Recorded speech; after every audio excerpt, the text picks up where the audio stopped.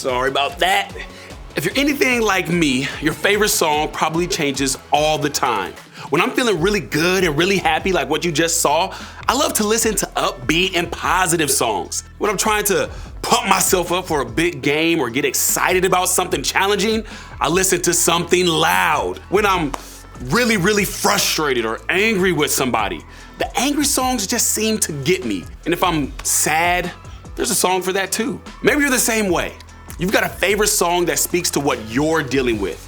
You've got a song that fits each feeling, one that matches every mood, one that reflects the emotions you might be experiencing. I can show you, it's like this. How does this song make you feel? Alexa, play me a mood.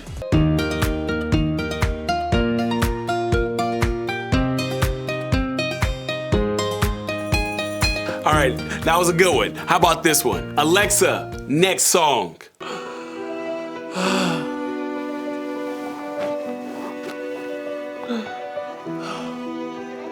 All right, how about this one? Alexa, next song.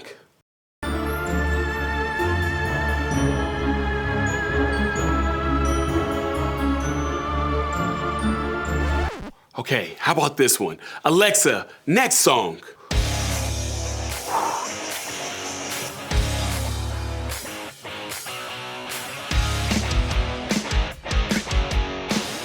All right. Alexa, stop the music. Whew. All right, that was a lot. It's pretty amazing how songs can make us feel happy or mad or sad, isn't it? Well, that's what our series is about. Our feelings, our emotions, our moods. Maybe you hear the word emotions and you think, oh yeah, I know what emotions are. Happy, sad, or mad. Or maybe you hear the word feelings and you think, I know those, I'm always hungry. That's a feeling, right? Well, sort of. You're probably feeling 1,000,001 things every single day. And while hunger is definitely a feeling you get in your stomach, what I'm talking about today is a little different. I'm talking about the things you feel in your mind. Chances are, you might not always know how to talk about what you're feeling. You know you're feeling something, but you may not know exactly what to call it. And that's because feelings change fast. And often, what you're feeling is tough to put into words. Sometimes you're more than just mad. Sometimes it's your mom grounded you this week, mad. Or your sister stole your sweater, mad. Or your best friend didn't invite you to the party, type of mad. Or maybe it's not even mad, maybe it's sad, like your parents are in a fight again, sort of sad. Or you didn't make the team, sad. Or you didn't get a carnation during lunch, type of sad. A carnation is a flower or milk or whatever it is, okay? You know what I'm talking about. Or maybe it's you scored the winning goal, happy. Or you got first chair in the orchestra, type of happy. Or, watch this, you finally got your own room, type of happy. You see what I mean? Sometimes what we're feeling is so much more than just words we have. It's deeper than just happy or sad or mad. It's kind of like this. Do I have any painters out there? Like, you know what you're doing type of painters? Or maybe you're like me and you don't know anything about painting. If so, I bet you folks who are artists know exactly what this is. This tray here is technically called this wood tray. It's a palette, that's it. It's a palette, okay? And artists use these whenever they're creating a masterpiece, okay? It holds all the colors artists need to create whatever masterpiece that they're painting. Let me show you what I'm talking about, okay? So artists like myself would grab yellow and put it on the palette, okay? Got a little yellow, they would put a little blue here, okay? Use the blue. Let me get a little bit of red in here. Check this out, okay? Using a little bit of red. Yeah, get that on there. Okay, so let's just start with the basic colors, okay? Yellow, blue, and red. But artists don't only use the basic red, yellow, and blue to create a detailed picture. There are so many other colors for them to paint with. It's sort of like this.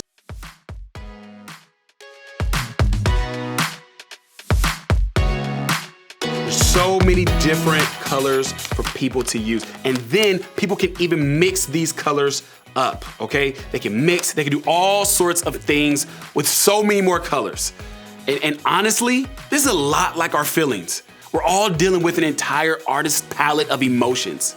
At first, we all become familiar with the three primary colors, right? These are primary colors of emotions, okay? We all start with those basic words when we talk about how we feel. Yellow is happy, right? Blue is when we're sad, and red is when we're angry.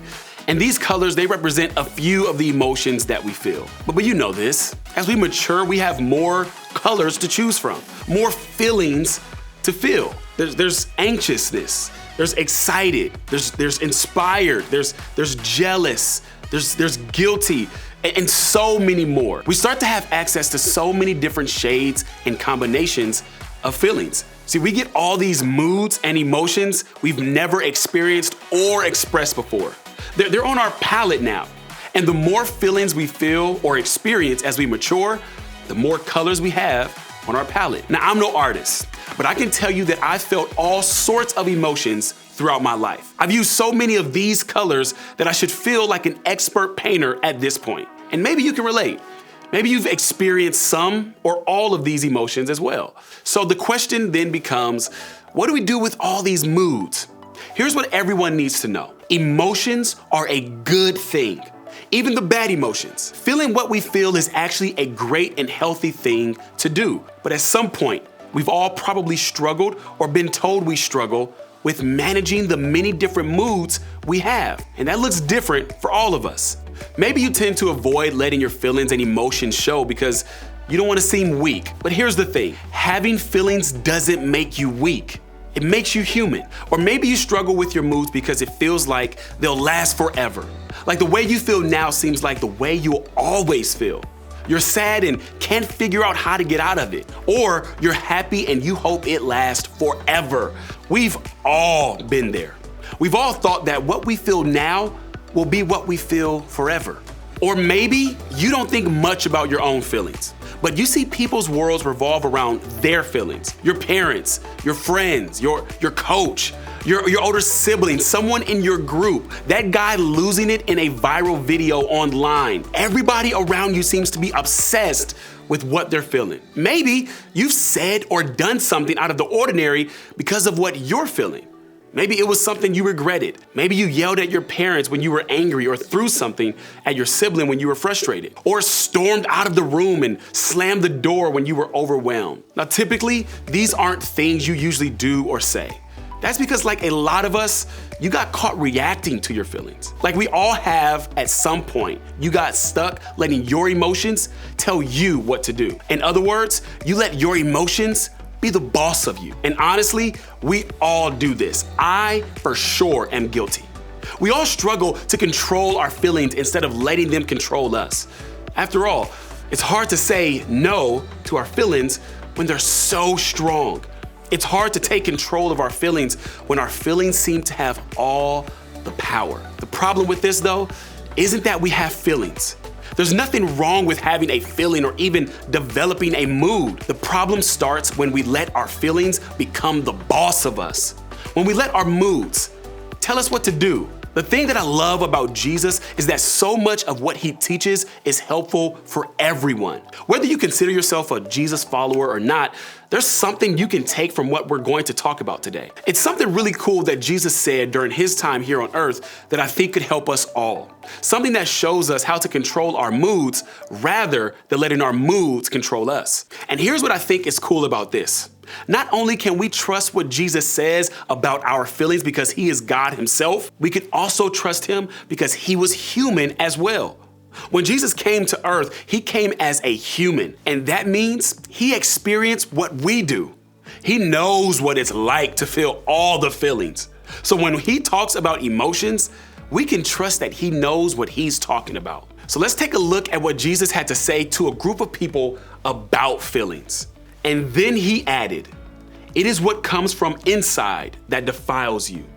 For from within, out of a person's heart, come evil thoughts, sexual immorality, theft, murder, adultery, greed, wickedness, deceit, lustful desires, envy, slander, pride, and foolishness.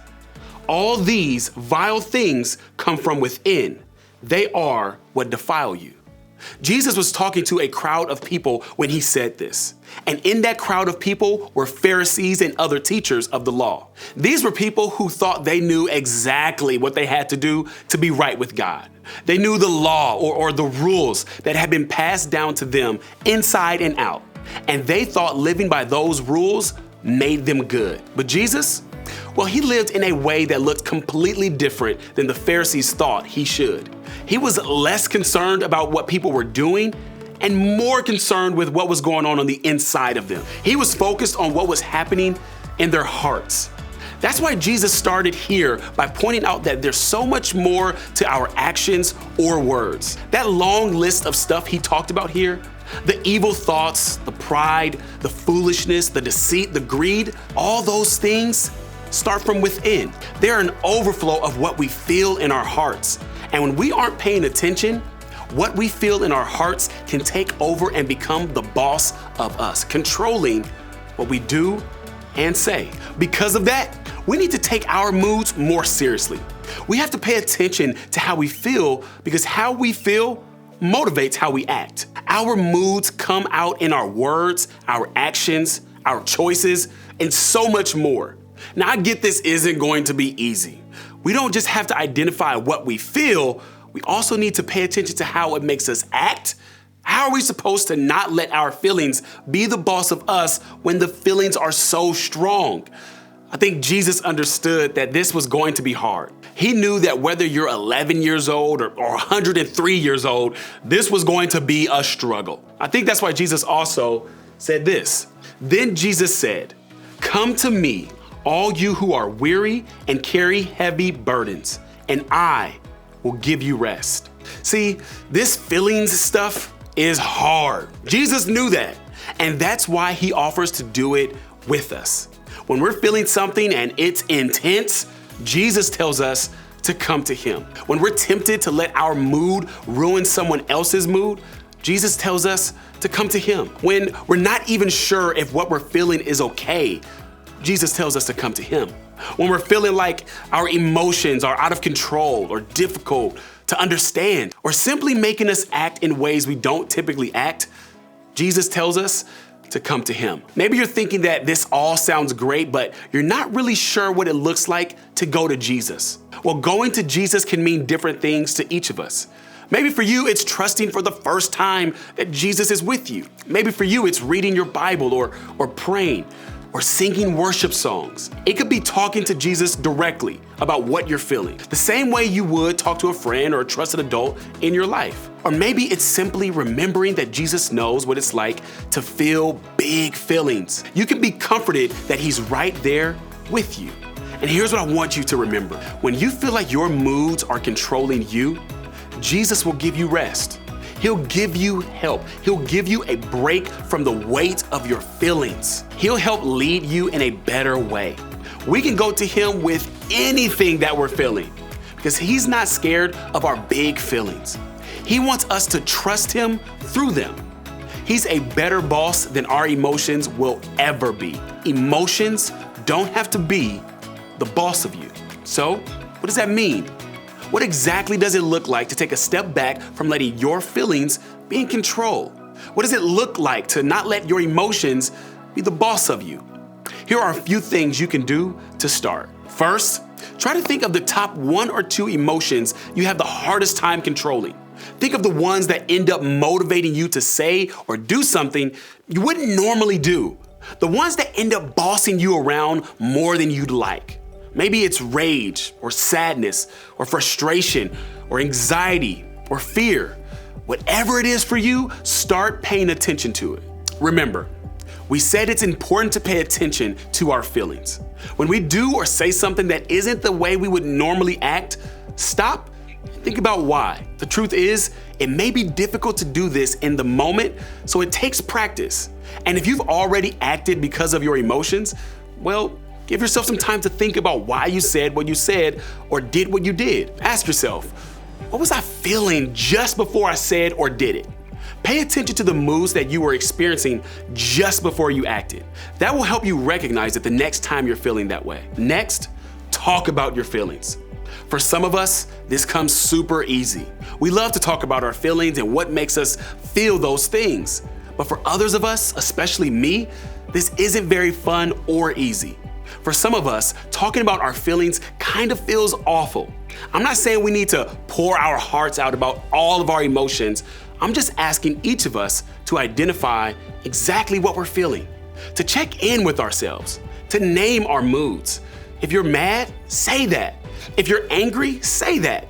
If you're depressed, talk about it. Remember, it's not wrong to feel a certain way. Feelings are real.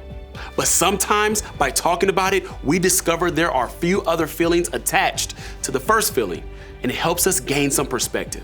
Find a safe person like a parent, a trusted friend, or your group leader who you can talk to about your moods. Somebody who will help you identify what it is you're feeling and how it might be causing you to act. Maybe even talk to Jesus in prayer. He invites us to come to him with our feelings, so maybe start there. And finally, be kind to yourself. This one is so important. If there's one thing I want you to know today, it's that your feelings aren't bad. And feeling them, talking about them, or experiencing them isn't bad either. Remember, we said this whole managing our moods thing wasn't going to be easy. So be kind to yourself when you don't always get it right. Don't beat yourself up about how you feel or how you act because of how you feel. Give yourself the chance to do it differently next time, to not let your feelings be the boss of you, to take it to Jesus and ask for his help. And remember, emotions don't have to be the boss of you. Now, I know it's easy to talk about this, but when it's in your real life, it's not so easy. Real life is complicated, and so are real feelings. That's why we made sure everybody has a group leader who also happens to be a human, who also happens to have feelings as well. These people show up every week because they care about you, and that makes them a safe person to go to with your real questions and your real feelings. They're here to help you realize that emotions don't have to be the boss of you. So, as you head to group today, consider talking to them about this question. When was a time you remember letting your emotions be the boss of you?